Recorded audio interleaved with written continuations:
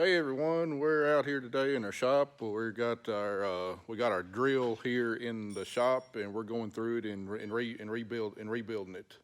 We went through a lot of it last year, overhauled it. It was a new to us drill last winter, and we replaced a bunch of stuff, but because of the cost of a lot of these parts, we decided to do it in two phases. We replaced the most pressing stuff that we needed to last winter, and then we're going back through it this winter to get the rest of it.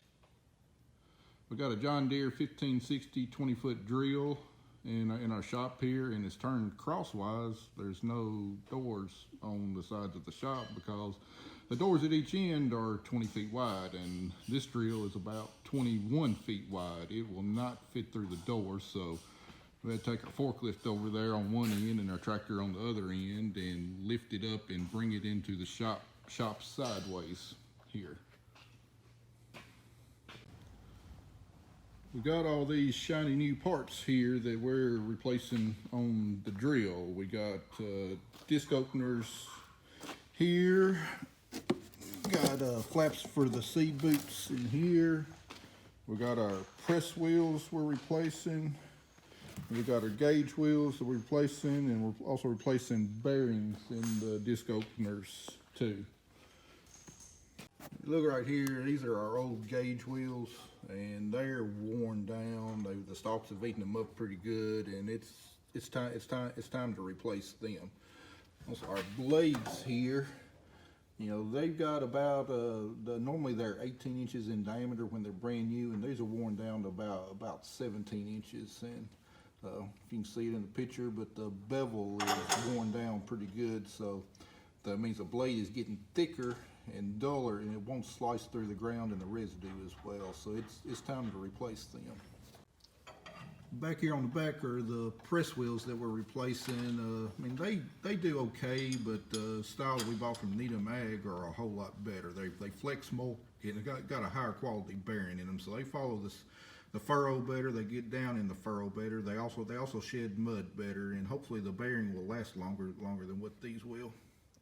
Here's a couple of units that we've already done just to make sure that we knew exactly how it was supposed to go back together right and make sure it's going to be right. So we got the new gauge wheels installed. These are spoked wheels right here, and these openings in between the spokes will allow mud to shed out instead of getting packed in behind them, which is a problem with the old style. And behind there we got the new blades on, and right inside there we got new bearings installed. And then behind here we got the new press wheel installed.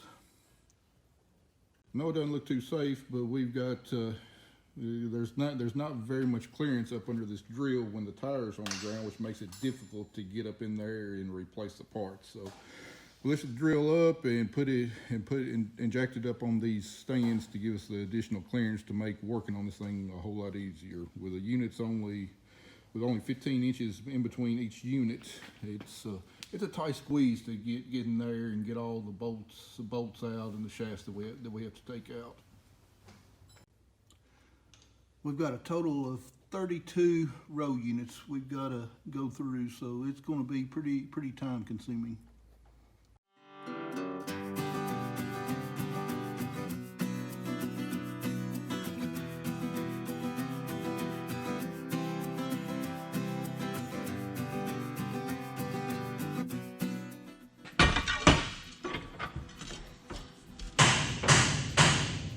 First thing we've got to do is take this hub off of the disc. Got 4 3/8 inch bolts holding it.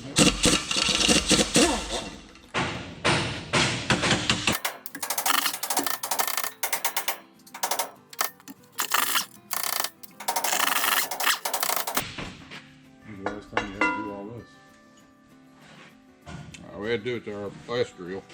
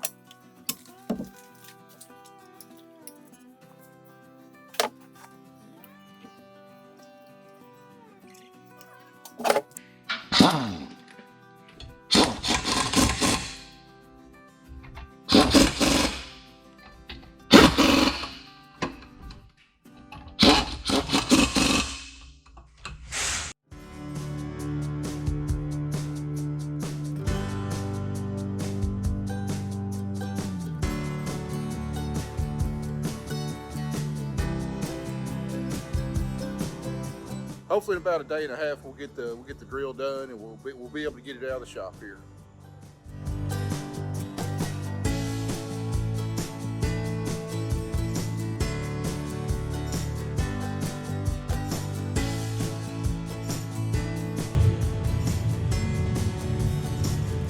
Well, we're back at it today.